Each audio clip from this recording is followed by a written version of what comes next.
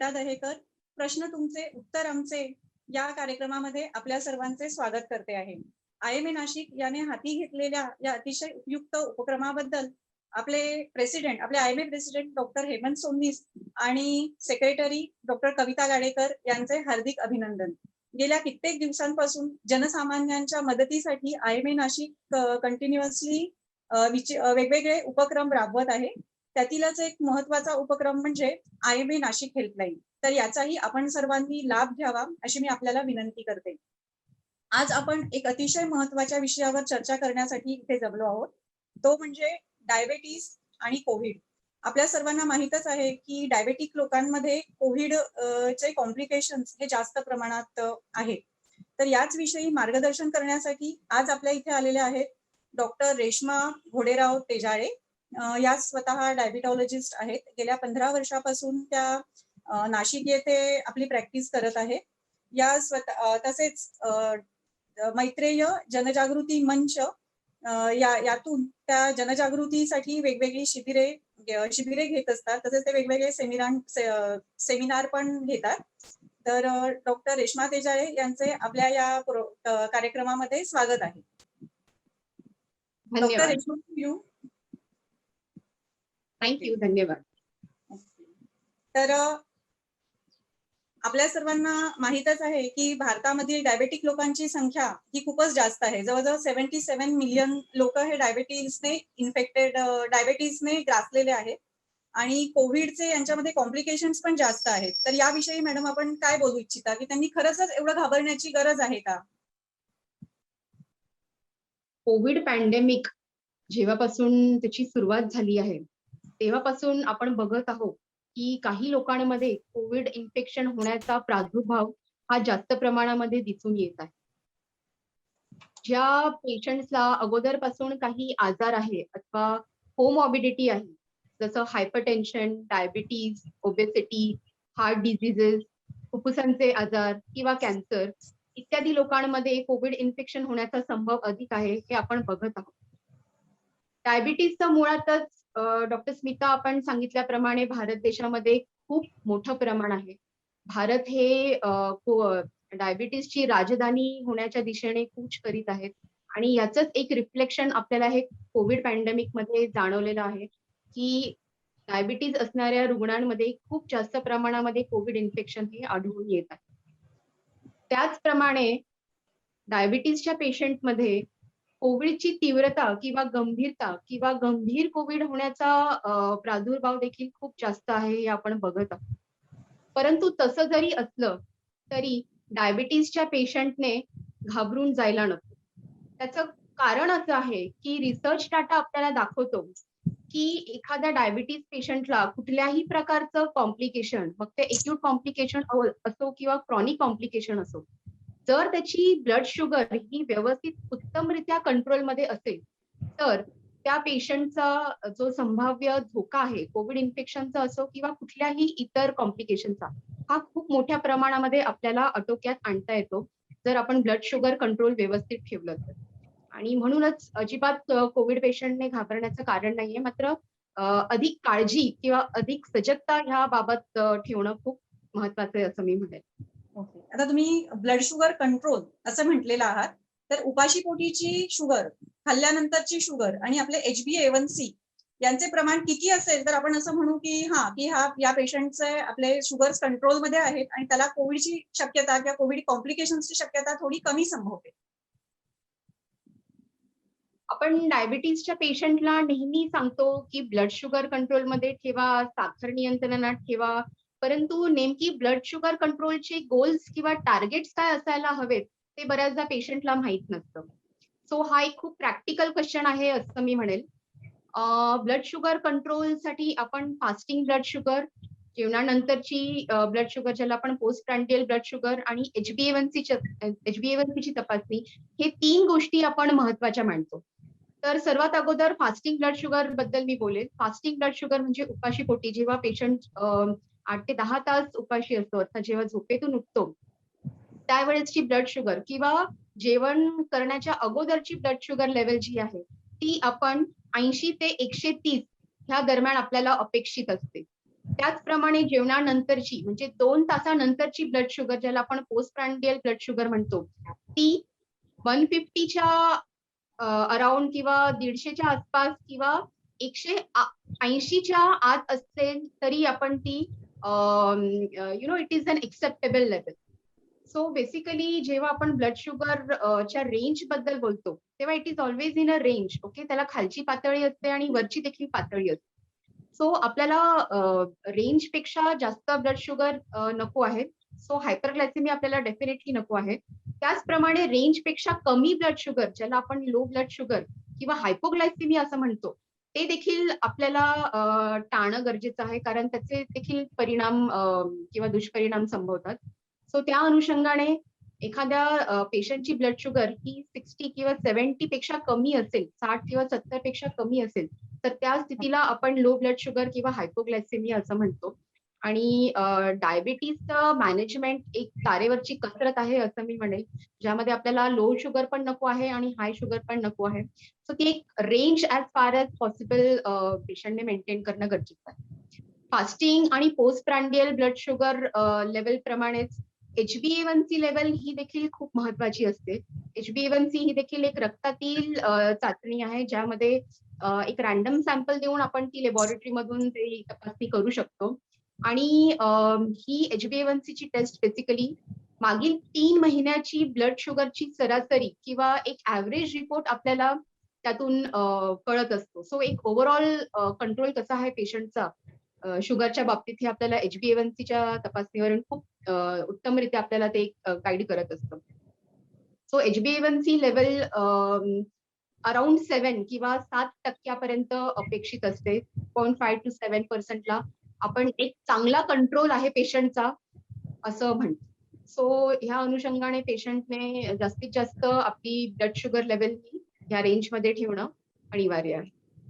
Okay, म्हणजे fasting sugar ही साधारण 80 to 130 असावी, पीपी साधारण 160 पर्यंत असावे आणि HbA1c ची लेवल 7 पर्यंत असावी असं आपल्याला अपेक्षित आहे की वेल कंट्रोल शुगर आहे असे म्हणण्यासाठी. ठीक आहे, तर आता वेगळी लक्षणे आपण म्हणजे डायबेटिक पेशंटला जर कोविड झाला आणि एखाद्या नॉन डायबेटिकला जर कोविड झाला तर यांच्या लक्षणांमध्ये काही फरक आहे का? काही वेगळी लक्षणे आपल्याला डायबेटिक लोकांमध्ये दिसतात का कोविडची, की ज्याकडे त्यांनी लक्ष ठेवायला पाहिजे?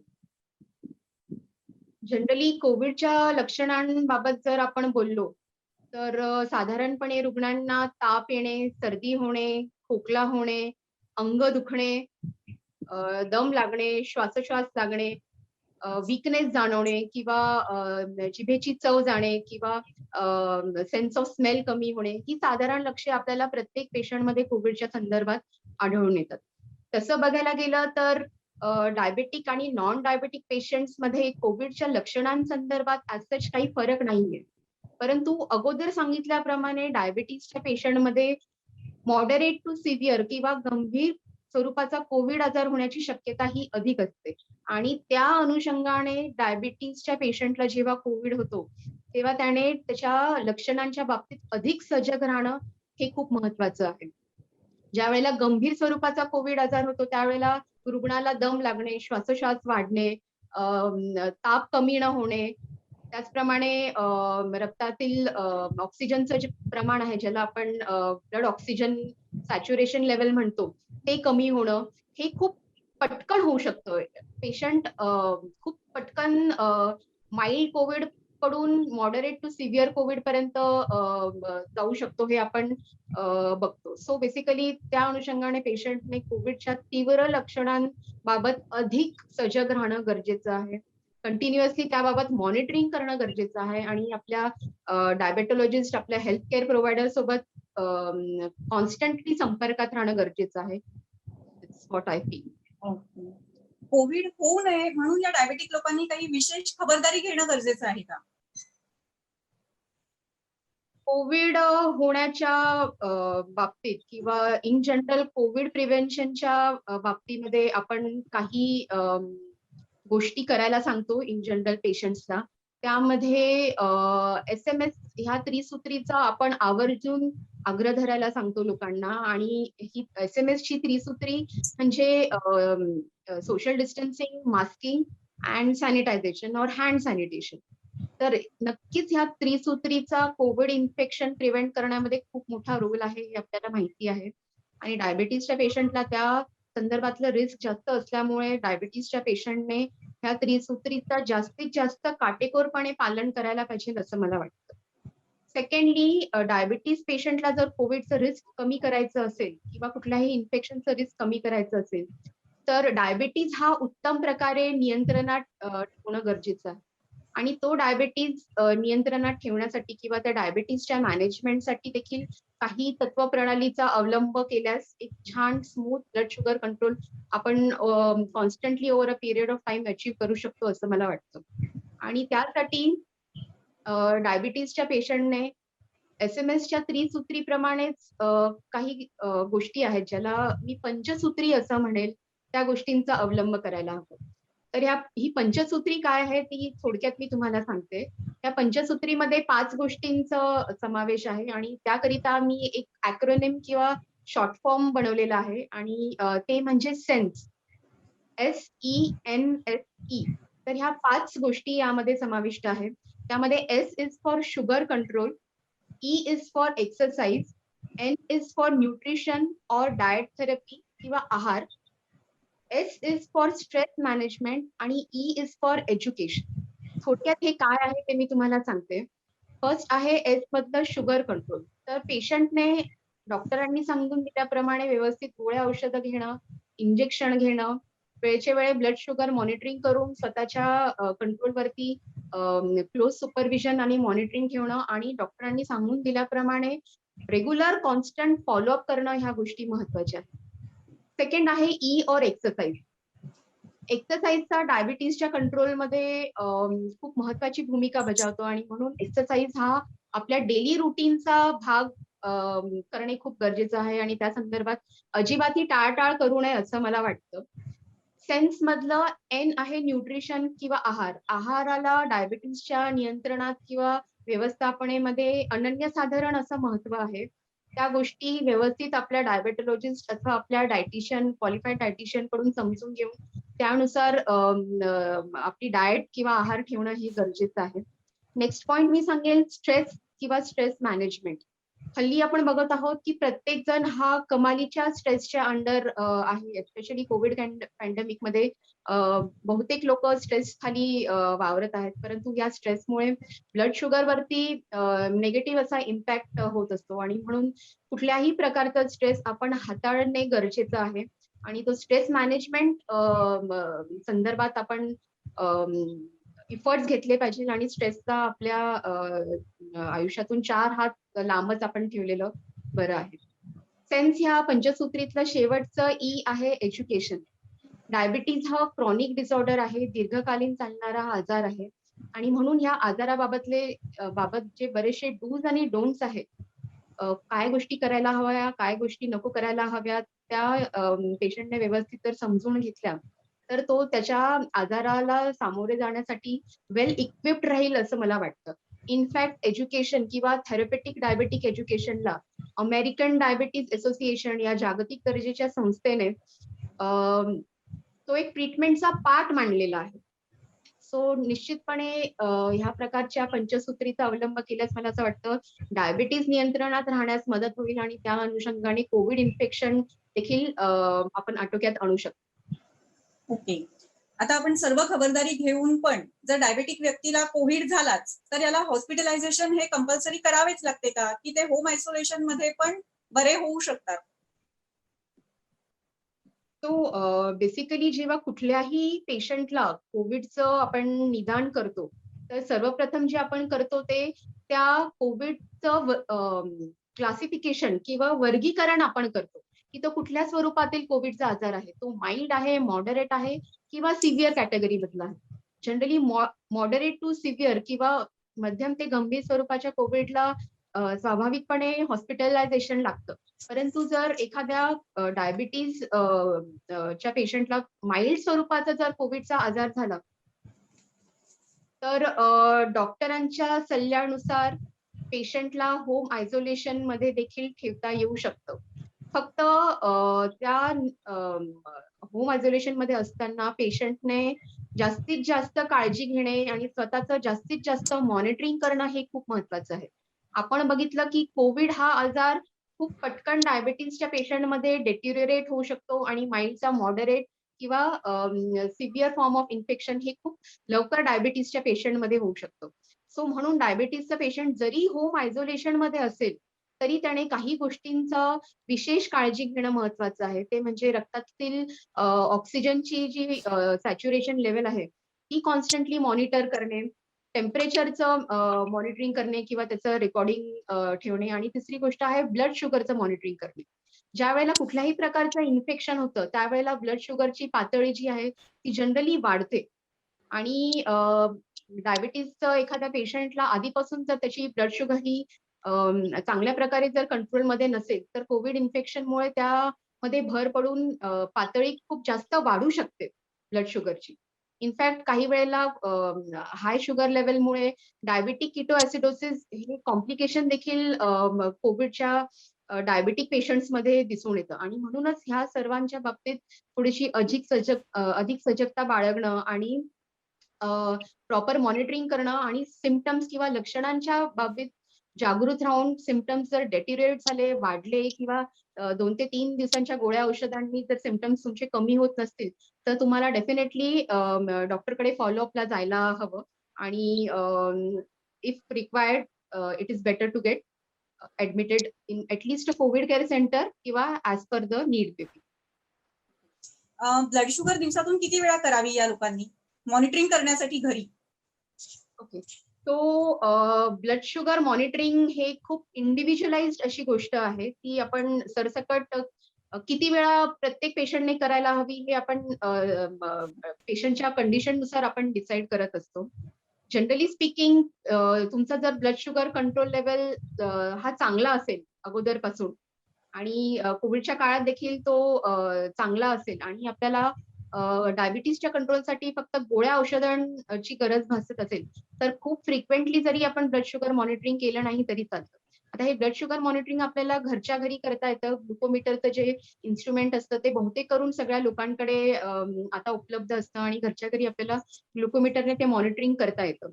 सो खूप वेल कंट्रोल ब्लड शुगर असेल आणि गोळ्या औषधं जर पेशंटला चालू असतील, तर 1 ते 2 दिवस आड जरी ब्लड शुगर चेक केली तरी चालून जाईल. त्यामध्ये फास्टिंग ब्लड शुगर लेव्हल आणि पोस्ट प्रँडियल किंवा जेवणानंतरची ब्लड शुगर चेक करणं हे महत्वाचं आहे. तसंच पेशंटला जर लो शुगरचे कधी सिम्प्टम्स असतील, तर त्यावेळेला देखील ग्लुकोमीटरने ब्लड शुगर चेक करून इमिजिएटली हायपोग्लायसेमिया किंवा लो ब्लड शुगर डिटेक्ट करणं गरजेचं असतं.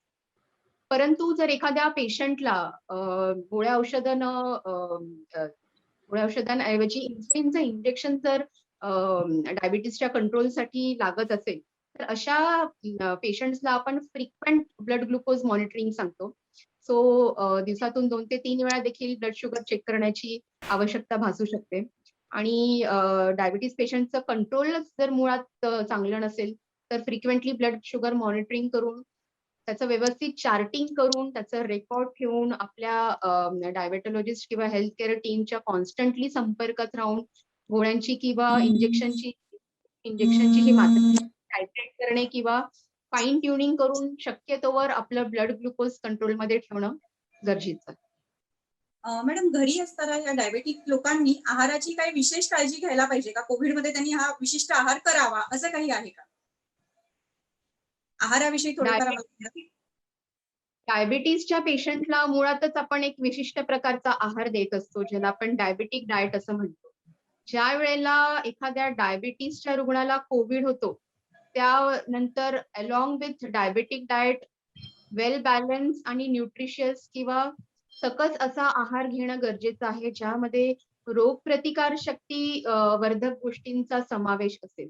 सो ब्रॉडली स्पीकिंग जर आपण सांगितलं तर डायबिटीजच्या पेशंटने लो कार्बोहायड्रेट किंवा ज्यामध्ये सिंपल कार्बोहायड्रेट्सचे प्रमाण अधिक आहे, अशा गोष्टी म्हणजे कुठल्याही स्वरूपातलं गोड किंवा मैद्याचे पदार्थ किंवा स्निग्ध पदार्थ जसे तळलेले पदार्थ आहे किंवा फास्ट फूड आयटम्स आहे, हे आपल्या आहारात वगळणं किंवा ते मिनिमम ठेवणं गरजेचं आहे. त्याचप्रमाणे आहारामध्ये जास्तीत जास्त भाज्यांचा, ताज्या हिरव्या भाज्यांचा उपयोग करणे, मोड आलेले कडधान्य असतील, फळं असतील, ताजी फळं असतील, ड्राय फ्रुट्स असतील, प्रोटीनयुक्त पदार्थ असतील, जसे डाळी आहे, पनीर आहे किंवा नॉन-व्हेज खाणाऱ्यांसाठी चिकन असेल, फिश असेल, अंड्याचा पांढरा बलक असेल, ह्या गोष्टी जास्तीत जास्त आहारामध्ये समाविष्ट करायला हवे. त्याचप्रमाणे बाहेरचं खाणं, स्पेशली जे पॅकेज्ड फूड आयटम आहे, ते ह्या परिस्थितीमध्ये टाळायला पाहिजे. बरेचसे लोक रॉ किंवा अनकुक्ड फूड जसे सॅलड्स घेणं ह्या परिस्थितीमध्ये टाळतात. त्यानंतर रुग्णाने भरपूर प्रमाणामध्ये पाणी प्यायला हवं आणि ज्यावेळेला कुठल्याही प्रकारचा आजार होतो, same applies to COVID infection, रुग्णाची डाएट किंवा भूक ही कमी झालेली असते आणि त्यामुळे रुग्ण कमी प्रमाणात आहार घेत असतो. परंतु डायबिटीजच्या पेशंटने थोड्या-थोड्या अंतराने का होईना थोडं-थोडं खात राहणं गरजेचं आहे. कारण आपल्याला हाय ब्लड शुगर आणि लो ब्लड शुगर ह्या दोन्ही गोष्टी टाळायच्या आहेत आणि म्हणून आम्ही पेशंटला स्मॉल आणि फ्रिक्वेंट मील्स ॲडवाईज करतो. पेशंटला जरी जास्त जेवण जात नसेल, अशा कंडिशनमध्ये पेशंटने सेमी सॉलिड किंवा लिक्विड डाएट जसं पालेभाज्यांचं सूप आहे, चिकनचं सूप आहे, किंवा पेज आहे, हे पदार्थ आपल्या डाएटमध्ये इन्क्लूड करायला पाहिजे. दुसरी गोष्ट मला अशी सांगावीशी वाटेल, की डायबिटीजच्या पेशंटला जर गोळ्या औषधं चालू असतील, तर काही प्रकारच्या गोळ्या ह्या कोविड इन्फेक्शनमध्ये आपण अव्हॉइड करतो बेसिकली कारण त्यामुळे इतर प्रकारचे काही कॉम्प्लिकेशन्स होऊ शकतात.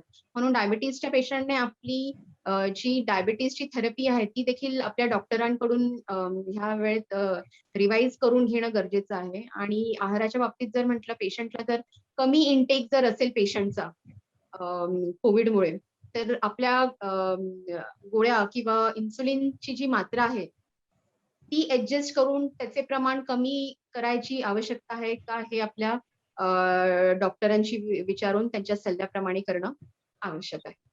ओके. आपल्याला एक श्रोत्यांकडून एक प्रश्न आहे. मिस्टर योगेश हरेश्वार हे असे विचारताय की what should be ivy steroid dose in diabetic patient? म्हणजे आयव्ही स्टिरॉइडचा किती डोस डायबेटिक पेशंट मध्ये आपण वापरला पाहिजे, किती प्रमाणात? ओके. सो बेसिकली स्टिरॉइड हे एक लाईफ सेव्हिंग मेडिसिन आहे जे कोविड इन्फेक्शन मध्ये आपल्याला पेशंटला द्यावं लागतं. सर्व पेशंटला आपण ते देत असतो आणि डायबिटीजच्या पेशंट मध्ये सुद्धा आपल्याला त्याची infection specially moderate to severe disease मध्ये ही आढळून येत असते. पण स्टिरॉइड हे एक असं इंजेक्शन आहे की ते दिल्यानंतर रक्तातली जी ब्लड शुगर आहे ती वाढू शकते. Okay.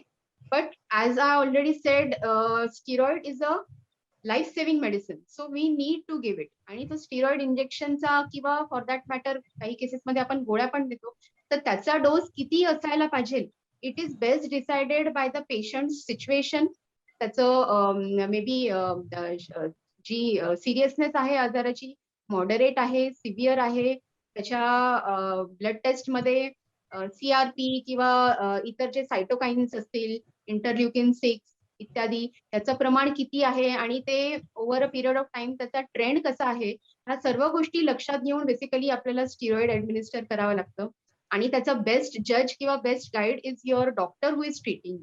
Okay. So when a patient is admitted त्यावेळेला कुठल्याही इंजेक्शनचं किंवा गोळ्यांचं एकंदरीत डोस काय आहे हे डॉक्टर डिसाईड करतो आणि त्यावेळेला मला असं वाटतं it is best that the doctor we leave this things to the doctor right. तेच विचारत आहेत की स्टिरॉइडमुळे झालेला हायपरग्लायसेमिया आपण कसा कंट्रोल करू शकतो? तर मला वाटतं आपण यासाठी इन्सुलिनचा डोस कमी जास्त करतो बट स्टील व्हॉट यू से. या तर स्टिरॉइड ज्या वेळेला आपण देतो त्यावेळेला हाय शुगर ही एक्सपेक्टेड असते आणि ती आपण कंट्रोल करण्यासाठी इन्सुलिनचं इंजेक्शनच जनरली युज करत असतो. अदरवाईज स्पीकिंग ऑल्सो जेव्हा पेशंट हॉस्पिटलमध्ये ऍडमिट असतो त्यावेळेला आपण जनरली गोळ्या डायबिटीजच्या गोळ्या देणं टाळतो आणि पेशंटला इन्सुलिन इंजेक्शन वरती मग ते सबक्युटेनियस इन्सुलिन इंजेक्शन असेल जे दिवसातून 3 ते 4 वेळेस द्यावे लागतील किंवा IV इन्सुलिन इंजेक्शन असेल तर ते आपण पेशंटच्या कंडिशननुसार डिसाईड करत असतो. तर जनरली स्टिरॉइड जर जास्त मात्रेमध्ये पेशंटला लागत असेल तर सेम प्रपोर्शन मध्ये आपल्याला इन्सुलिनचा डोस जो आहे तो देखील वाढवावा लागतो. त्यासाठी आपल्याला कॉन्स्टंट त्या पेशंटची मॉनिटरिंग करून दिवसातून 4 ते 5 किंवा 7 वेळेस देखील ब्लड शुगर लेव्हल मॉनिटर करून आपल्याला तो स्टिरॉइडचा डोस जो आहे तो ब्लड शुगर लेव्हल प्रमाणे टायट्रेट करावा लागतो. ओके. तर मिस्टर योगेश, आपल्याला समजलेच असेल की जो स्टिरॉइडचा डोस आहे तो प्रत्येक पेशंटसाठी हा वेगवेगळा राहील आणि जो त्यावेळेचे डॉक्टर ते डिसाईड करतील की त्यांचे सीआरपी लेवल्स काय आहे किंवा पेशंटची काय कंडिशन आहे यावर तो स्टिरॉइडचा डोस म्हणजे डोस डिपेंडंट असेल. तसेच ज्या शुगर वाढलेल्या असतील त्या कंट्रोल करण्यासाठी युजली आपण इन्सुलिनचे प्रमाण कमी जास्त करत असतो. Thank you for asking question. Covid patient घरी आल्यानंतर त्याने किती दिवस त्याचे ब्लड शुगर, म्हणजे कोविड झालेला पेशंट, डायबेटिक पेशंट, तो घरी 14 दिवस क्वारंटीन असेल किंवा तो हॉस्पिटलमधून घरी आलेला असेल, तर त्याने आपली शुगरची लेवल मॉनिटर करत राहणं हे किती दिवस एक्सपेक्टेड आहे, की त्याने बरे झाल्यानंतर पण किती दिवस ती शुगर मॉनिटर करत राहावी? कोविड इन्फेक्शन मध्ये जेव्हा पेशंट हॉस्पिटलाइज्ड असतो आणि त्यानंतर जेव्हा पेशंट घरी येतो त्यानंतर देखील पोस्ट कोविड काळामध्ये ब्लड शुगर मेंटेन करणं हे अत्यंत महत्वाचं आहे. कारण पोस्ट कोविड कॉम्प्लिकेशन्स आजकाल आपण बघतोय की ते मोठ्या प्रमाणात समोर येत आहेत आणि कुठलंही कॉम्प्लिकेशन टाळण्यासाठी ब्लड शुगर कंट्रोल हे एक हत्यार आहे आपल्या हातामध्ये. सो डेफिनेटली पोस्ट कोविड काळात देखील ब्लड शुगर हे आपण कॉन्स्टंटली मॉनिटर करत राहणं गरजेचं आहे. जनरली जेव्हा पेशंट हॉस्पिटलमधून डिस्चार्ज होतो त्यावेळेला त्याला काही दिवसांकरता तरी इन्सुलिनचं इंजेक्शन दिलं जातं त्याच्या ब्लड शुगर कंट्रोल करिता. बऱ्याचदा पेशंटला इन्सुलिनचं इंजेक्शन आणि गोळ्या अशा प्रकारचं कॉम्बिनेशन देण्यात येतं. सो म्हणून आधी सांगितल्याप्रमाणे पेशंट जेव्हा इन्सुलिन इंजेक्शन घेत असतो त्यावेळेला खूप क्लोज वॉच ठेवणं आपल्याला त्याच्या शुगरवरती गरजेचं असतं. कारण हाय शुगर आणि लो शुगर हे आपल्याला दोन्ही लेवल्स प्रिव्हेंट करायचे असतात. सो इन्सुलिन ज्या पेशंट्सला चालू आहे त्यांनी रोजच्या रोज आपली ब्लड शुगर लेवल चेक करून घेणे. दिवसातून कमीत कमी 2 ते 3 वेळेस किंवा आपल्या डॉक्टरांच्या सल्ल्यानुसार. आणि हे मॉनिटरिंग बेसिकली ऍटलीस्ट 2 ते 3 आठवडे कंटिन्युअस ठेवणं गरजेचं आहे. कारण आपण कोविड इन्फेक्शनसाठी एक साधारण 2 ते 3 आठवड्यांचा कालावधी देतो की ज्याच्यानंतर आपण कोविड इन्फेक्शन बऱ्यापैकी सेटल झालं आहे असं म्हणू शकतो. आणि सो ह्या कंटिन्यू एंटायर पिरियडसाठी आपण ब्लड ग्लुकोज मॉनिटरिंग अगदी व्यवस्थित करणं गरजेचं आहे. साधारण 1 महिना जरी आपण समजून पकडलं तरी पण चालेल, 1 महिन्यापर्यंत. ठीक आहे.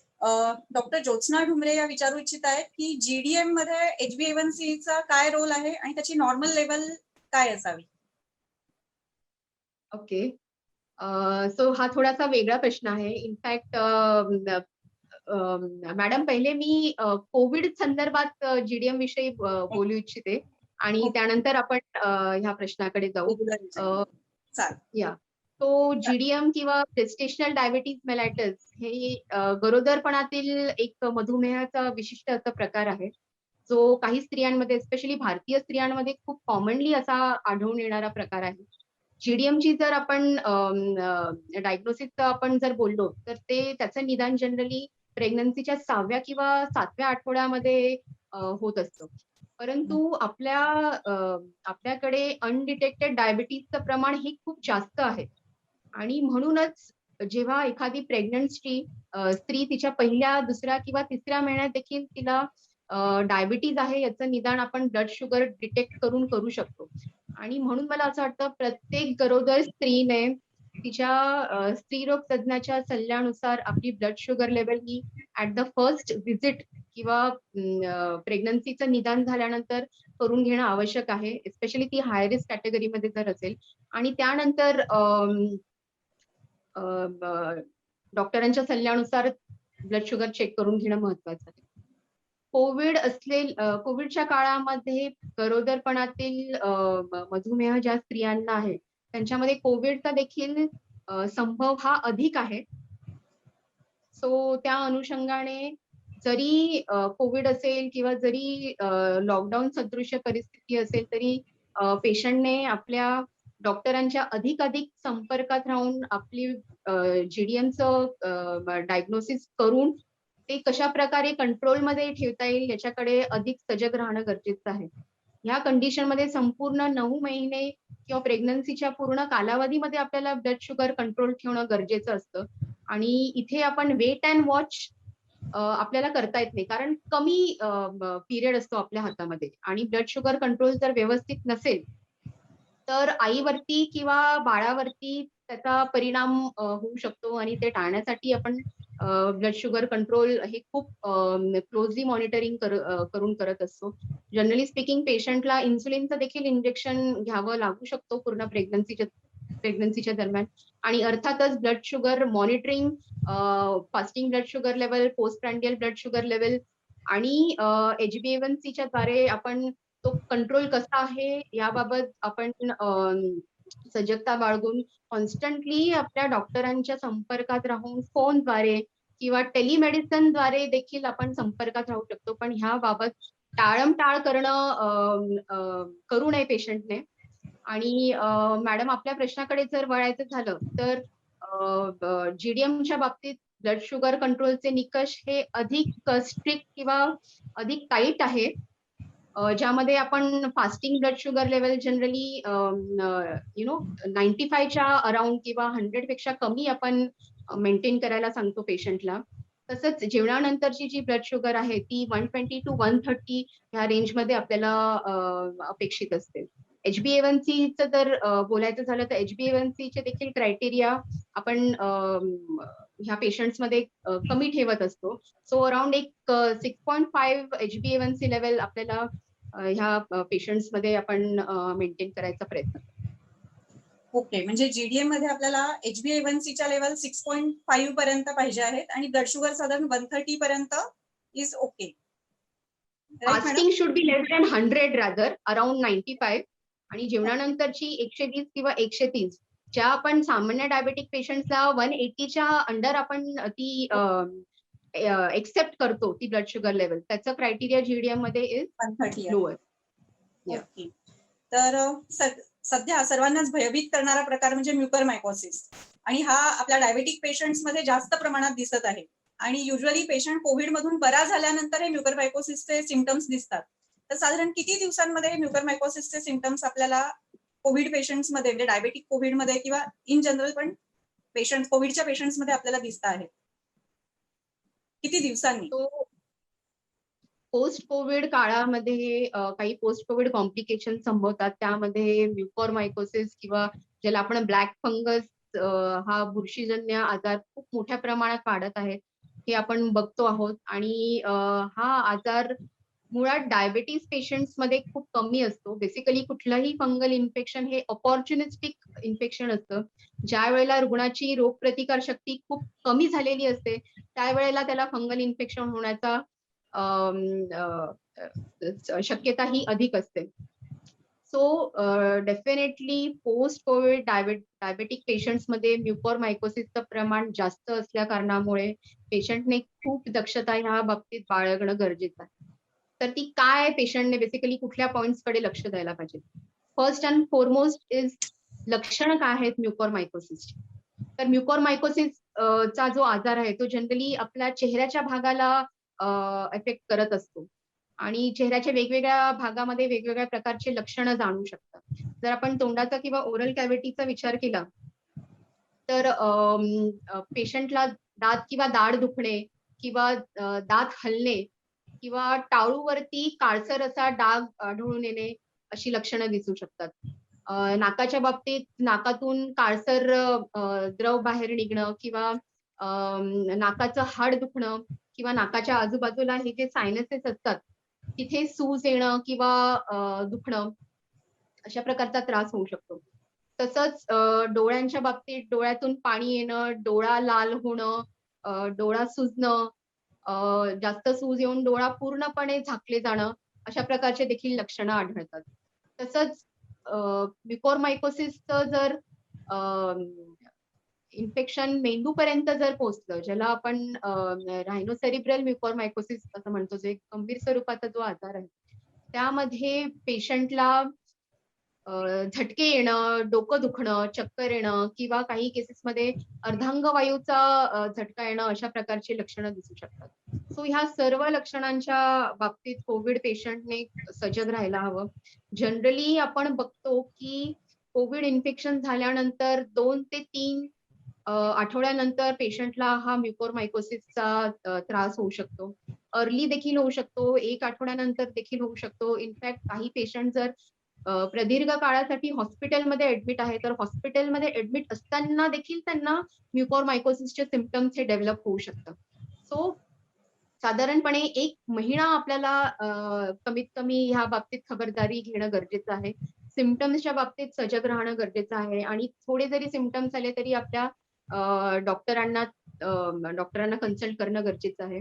आणि दुसरी गोष्ट जसं आपण ऑलरेडी सांगितलं, कुठलंही इन्फेक्शन जर आपल्याला प्रिव्हेंट करायचं असेल, एस्पेशली डायबेटिक पेशंटमध्ये, तर आपल्याला गुड ब्लड शुगर कंट्रोल ठेवणं गरजेचं आहे. त्या अनुषंगाने वारंवार आपली ब्लड शुगर चेक करणं, क्लोज मॉनिटरिंग करणं, त्याचं व्यवस्थित डोसचं टायट्रेशन आपल्या हेल्थ केअर प्रोव्हायडरकडनं करून घेणं, ह्या गोष्टी महत्त्वाच्या आहेत. त्याचप्रमाणे पेशंटने इतर दुसऱ्या गोष्टींबाबत म्युकॉरच्या बाबतीत जर सजग राहायचं असेल, तर आपली ओरल आणि डेंटल आणि नेझल हायजीन मेंटेन करणं हे देखील खूप महत्त्वाचं आहे.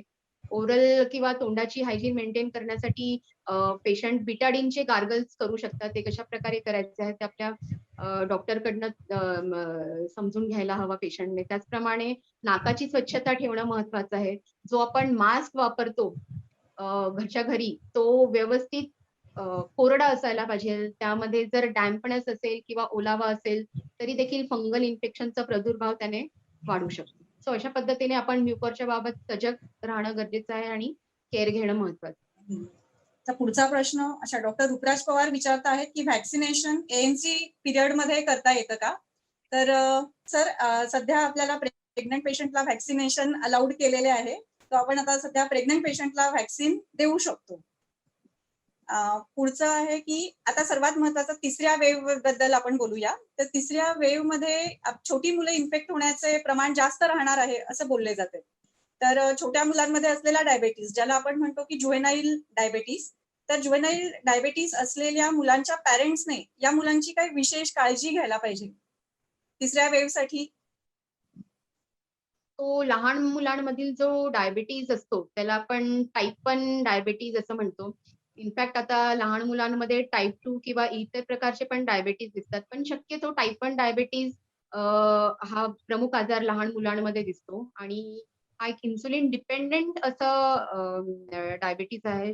ज्याच्या ब्लड शुगर कंट्रोलसाठी केवळ इन्सुलिनचं इंजेक्शनच पेशंटला घ्यावं लागतं. सो बेसिकली इतर डायबिटीज पेशंट प्रमाणेच टाइप 1 किंवा लहान मुलांमध्ये देखील डायबिटीज असल्या कारणामुळे कोविड इन्फेक्शनचं रिस्क हे नक्की जास्त आहे. आता आपण जेव्हा कोविडच्या संभाव्य तिसऱ्या लाटेबद्दल बोलत आहोत, त्यामध्ये लहान मुलांमध्ये याचा प्रादुर्भाव होण्याचे संकेत आपल्याला मिळत आहे आणि म्हणून त्या अनुषंगाने एस्पेशली डायबिटिक किंवा टाइप 1 डायबिटिकच्या पेशंटने जास्त काळजी घेणं अनिवार्य आहे. So same applies everywhere. आपल्याला इन्फेक्शन अव्हॉइड करायचं आहे. आपल्याला डायबिटीजमुळे उद्भवणारं कॉम्प्लिकेशन हे अव्हॉइड करायचं आहे आणि म्हणून त्याच्या मॅनेजमेंटसाठी मला असं वाटतं जी अगोदर मी पंचसूत्री सांगितली आहे डायबिटीजच्या व्यवस्थापनेसाठी, त्या पंचसूत्रीचा अवलंब करणं गरजेचं आहे. सो टाइप 1 डायबिटीजच्या पॅरेंट्सने ह्याबाबत अधिक सजगता बाळगायला पाहिजे. ब्लड शुगर कंट्रोल करणे, ती फ्रिक्वेंटली मॉनिटर करणे, ब्लड शुगर फ्रिक्वेंटली आपल्या हेल्थ केअर प्रोव्हायडरच्या टचमध्ये राहणे. जरी आपल्याला लॉकडाऊनच्या काळामध्ये प्रत्यक्ष आपल्या पिडियाट्रिशियनकडे जाणं भेटायला जाणं जमत नसेल, तरी पण आज टेलिमेडिसिन एक खूप मोठ्या प्रमाणात पुढे येत आहे आणि त्याचा आपण मला असं वाटतं प्रत्येक पेशंटने उपयोग करून घ्यावा. फोनद्वारे किंवा कुठल्याही प्लॅटफॉर्म थ्रू आपल्या डॉक्टरच्या संपर्कात राहणं मला असं वाटतं गरजेचं आहे. सो डायबिटीज कंट्रोल हा basically it happens over a period of time. It does not happen very immediately. त्याला वेळ द्यावा लागतो आणि म्हणूनच ह्या सर्व गोष्टी आपल्या आयुष्याचा भाग असणं गरजेचं आहे. Blood sugar control, physical activity, diet, ह्या सर्व गोष्टी जर आपण व्यवस्थित त्याची सुरुवातीपासून काळजी घेतली, तर मला असं वाटतं डायबिटीजचा एक स्मूथ आणि कॉन्स्टंट असा कंट्रोल आपण डेफिनेटली अचीव्ह करू शकू आणि त्या अनुषंगाने कोविड इन्फेक्शनचा धोका देखील कमी करता येईल. त्याचप्रमाणे कोविड इन्फेक्शन मुळात प्रिव्हेंट करण्यासाठी ज्या आपण तत्वप्रणालीचा आग्रह धरतो, that is masking, sanitation and social distancing, हे देखील मुलांमध्ये पालकांनी वारंवार बिंबवणं गरजेचं आहे. मुळात लहान मुलं फारशी घराबाहेर पडत नाही, परंतु तरी देखील त्यांनी कॉन्स्टंटली ह्या गोष्टी रिएन्फोर्स करणं गरजेचं आहे, ज्यामुळे लहान मुलांना देखील ह्या सवयी होतील आणि अशा प्रकारे जरी डायबिटीज असेल तरी कोविड इन्फेक्शन मला असं वाटतं आपण थर्ड वेव्हच्या अनुषंगाने डेफिनेटली प्रिव्हेंट करू शकतो. आणि जी थर्ड वेव्ह आहे ती साधारण 3 ते 4 महिन्यानंतर प्रेडिक्ट केली जाते. सो मला असं वाटतं डेफिनेटली आपल्या हातामध्ये तेवढा कालावधी आहे आणि त्या वेळेचा आपण आणि डायबिटीज, टाइप 1 डायबिटीजच्या पालकांनी त्याचा उपयोग करून त्याला इम्प्लिमेंट करायला पाहिजे ह्या सर्व गोष्टी. ओके. डायबेटिक व्यक्तींना कोविडचे इन्फेक्शन होण्याची शक्यता जास्त आहे, हे तर आपल्या सर्वांना माहितीच आहे. तर असे अजून दुसरे कोणते आजार आहेत जे डायबेटिक व्यक्तींनी त्याची काळजी घ्यायला पाहिजे? कोविड व्यतिरिक्त दुसरे असे आजार की ज्याच्यामध्ये डायबेटिक पेशंट्सला जास्त धोका संभवतो? So basically, diabetes patient is at risk. Covid पॅन्डेमिकमुळे डायबिटीसच्या पेशंटला कोविडचा किंवा फॉर दॅट मॅटर कुठल्याही इन्फेक्शनचा संभव हा सामान्य नॉन डायबेटिक पेशंटच्या तुलनेत खूप अधिक आहे. ही गोष्ट कोविड पॅन्डेमिक काळामध्ये मला असं वाटतं अधोरेखित झालेली आहे आणि ती एक प्रकारे चांगलं आहे असं मला वाटतं, कारण डायबिटीज हा बेसिकली एक सायलेंट डिसीज आहे, ज्यामध्ये लक्षणांचा मुळात अभाव असतो, ज्यामुळे डायबिटीजचं मुळात निदान हे बरंच उशिरा होत असतं. दुसऱ्या कुठल्या कारणामुळे जेव्हा रुग्णाची साखर तपासण्यात येते, त्यावेळेला त्याला डायबिटीज आहे असं निदर्शनास येतं. सो हा सायलेंट डिसीज असल्यामुळे लक्षणांचा अभाव असतो. परंतु कोविड काळामध्ये आपण बघितलं की मॅक्झिमम जे पेशंट कोविडसाठी ऍडमिट झालेले आहेत, त्यांच्यामध्ये डायबिटीज डिटेक्ट झालेला आहे. म्हणजे अशा ज्या पेशंटचा अगोदर डायबिटीज नव्हतं, त्यांच्यामध्ये डायबिटीज हा अनडिटेक्टेड होता, त्यांच्यामध्ये कोविडच्या काळामध्ये डायबिटीज डिटेक्ट झालेला आहे. सो सायलेंट डिसीज आहे हे, ज्याप्रमाणे डायबिटीजमुळे काही शीघ्रकालीन आणि दीर्घकालीन असे कॉम्प्लिकेशन संभवतात. शीघ्रकालीन कॉम्प्लिकेशन किंवा एक्यूट कॉम्प्लिकेशन्स मध्ये वेगवेगळ्या प्रकारचे इन्फेक्शन्स होणं किंवा डायबेटिक कीटोएसिडोसिस होणं, अशा प्रकारचा त्रास दिसून येतो. परंतु काही क्रॉनिक कॉम्प्लिकेशन्स आहेत जे 10, 15, 20 वर्ष एखाद्या डायबिटीसच्या पेशंटला शुगर असल्यास होऊ शकतो. हे खूप काहीशा गंभीर स्वरूपाचे हे दुष्परिणाम असतात आणि म्हणून पेशंटला भविष्यामध्ये काय कॉम्प्लिकेशन्स होऊ शकतात त्याची जर माहिती व्यवस्थित पेशंटला असेल, तर त्या डायबिटीजला किंवा शुगर कंट्रोलला पेशंट जास्त महत्व देईल असं मला वाटतं. तर मी थोडक्यात सांगते की कुठल्या प्रकारचे डायबिटीसचे क्रॉनिक कॉम्प्लिकेशन्स पेशंटला संभवतात. आपले महत्वाचे अवयव बेसिकली डायबिटीजमुळे अफेक्ट होऊ शकतात. जसे डोळे, डोळ्यांचा पडदा, जे इफेक्ट झाल्यावर ज्याला आपण डायबेटिक रेटायनोपॅथी असं म्हणतो, ज्यामुळे दृष्टी देखील त्याच्यामध्ये दृष्टीमध्ये फरक पडू शकतो किंवा अंधत्व देखील येऊ शकतो. त्यानंतर डायबिटीजमुळे किडनी इफेक्ट होऊन किडनी फेल्युअर होऊ शकतो. डायबिटीजमुळे हृदयरोगाचा संभावना ही वाढते. स्ट्रोक किंवा पॅरालिसिसची संभावना वाढते. डायबिटीजमुळे पायांच्या ज्या नसा असतात त्यांना त्रास होऊन पायांना जळजळ होणे किंवा कुठल्याही प्रकारचं वुंड किंवा इन्फेक्शन होण्याचे चान्सेस, जेणेकरून पायांना गँग्रीन होऊ शकतो. अशा प्रकारचे कॉम्प्लिकेशन्स डायबिटीसच्या पेशंटमध्ये होऊ शकतात आणि म्हणून त्याबाबत पेशंटने नक्कीच अलर्ट राहणं गरजेचं आहे. कोविडमुळे डायबिटीस होतो का? म्हणजे कोविड सुरुवातीला डायबेटिक नाहीये, पण कोविड नंतर त्याला डायबिटीस झाला असं काही आहे का? कोविडमुळे पर से डायबिटीज होत नाही, परंतु मेबी कोविडच्या ट्रीटमेंटसाठी जे आपण काही मेडिसिन यूज करतो, ते कोविडच्या ट्रीटमेंटसाठी लाईफ सेव्हिंग असतात. त्यामुळे कधी-कधी एखाद्या पेशंटला ऑलरेडी जर डायबिटीज होण्याची शक्यता अधिक असेल, अनुवांशिकरित्या किंवा त्याचं वजन जास्त असेल किंवा त्याला इतर काही हाय रिस्क कॅरेक्टरिस्टिक्स असतील, की ज्यामुळे तो डायबिटीजसाठी हाय रिस्कमध्ये आहे, परंतु त्याला सध्या डायबिटीज नाही. परंतु कोविडमुळे अशा प्रकारे कुठल्याही इन्फेक्शनमुळे किंवा पेशंटला कुठल्याही प्रकारचा जर आजार झाला तर एक स्ट्रेस हायपरग्लायसेमिया नावाचा प्रकार होऊ शकतो, की ज्यामध्ये पेशंट सुरुवातीला नॉन डायबेटिक होता, पण इन्फेक्शनमुळे किंवा त्याच्या ट्रीटमेंटमुळे त्याची शुगर लेवल ही वाढू शकते. तर ती काही काळापुरती देखील वाढू शकते. परंतु जर ऑलरेडी पेशंटला डायबिटीज होण्याच्या रिस्क कॅटेगरीमध्ये तो असेल, तर त्याला कोविडमुळे त्या डायबिटीजचं अनमास्किंग होऊ शकतं, असं मी म्हणेल. कोमॉर्बिडिटीज म्हणजे जसं की हायपरटेन्शन, हार्ट डिसीज, डायबेटीज या व्यक्तींना कोविडमध्ये जीवाचा धोका जास्त आहे हे आपण पाहिले. पण या गोष्टी अवॉइड करण्यासाठी आपण काय करू शकतो? त्या कोमॉर्बिडिटीज नसाव्या त्याच्यासाठी प्रिव्हेंटिव्ह डायबिटॉलॉजी ज्याच्यामध्ये आपली रुची आहे याबद्दल काही बोला, की प्रिव्हेन्शन आपण कसे करू शकतो या गोष्टी होण्यापासून? ओके. सो बेसिकली डायबिटीज म्हटलं किंवा हायपरटेन्शन, हार्ट डिझीज किंवा ओबेसिटी, हे सर्व जे आजार आहेत ते बेसिकली जीवनशैलीशी निगडीत असे आजार आहेत. किंबहुना चुकीच्या जीवनशैलीमुळे उद्भवणारे आजार आहेत. आपलं जे हल्लीचं लाईफस्टाईल आहे ते खूप वेगळं झालेलं आहे. आपल्या प्रिव्हियस जनरेशनच्या मानाने हे आपल्याला माहिती आहे. खूप मेकॅनाइज्ड असं लाईफस्टाईल आहे, ज्यामध्ये आपण मॅन्युअल वर्क कमी करतो. मशीन्सच्या आधारे आपण आपली जीवनशैली जास्त व्यतीत करतो. फिजिकल ऍक्टिव्हिटी लेव्हल्स कमी आहे. आपलं लाईफ हे सिडेंटरी आहे. जास्त करून बसण्याचं काम आपण करतो आणि मला असं वाटतं sitting is humanities biggest enemy असं मला वाटतं. सो सिडेंटरी लाईफस्टाईल असेल आणि थर्ड पार्ट जो आहे तो आपले फूड हॅबिट्स.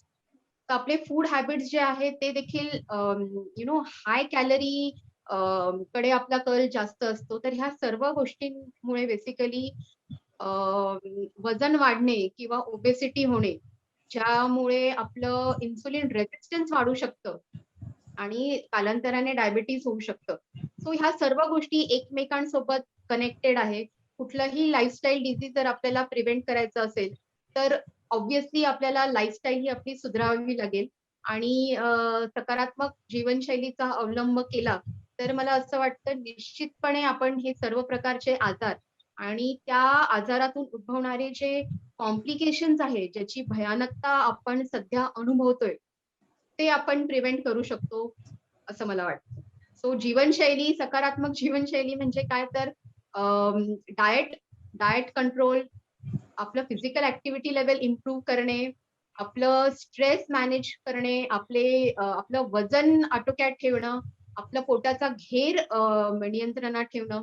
इनफॅक्ट भारतीय लोकांमध्ये पोटाचा घेर जास्त असणं हे लाईफस्टाईल डिझिजेससाठी एक मोठं कारण मानले जातं. सो हे 4-5 फॅक्टर्स कडे जर आपण लक्ष घातलं आणि आपल्या लाईफस्टाईलमध्ये ह्या गोष्टींचा अवलंब केला, तर निश्चितपणे लाईफस्टाईल डिसऑर्डर्स हे आपण प्रिव्हेंट करू शकतो.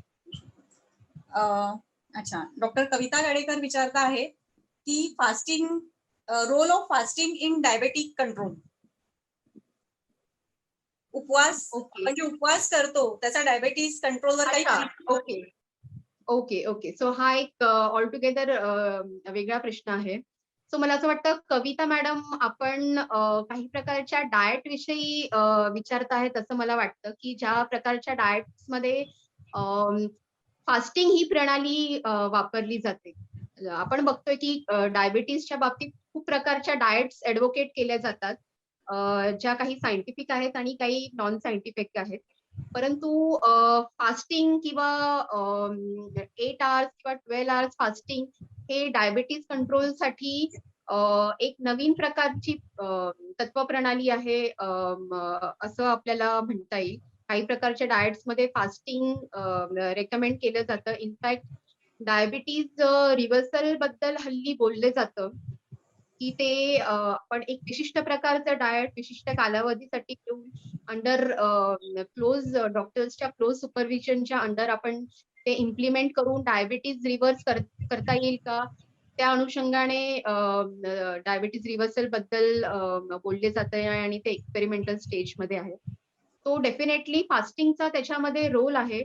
परंतु कुठल्याही प्रकारचं जे डाएट आहे ते मला असं वाटतं it is always better if you consult a qualified person for it, be it a qualified doctor, qualified diabetologist or dietitian, who will be the best guide to tell you की fasting जरी करायचं असेल तर ते कशा प्रकारे केल्यास शरीराला त्याच्यापासून हानी पण होता कामा नये.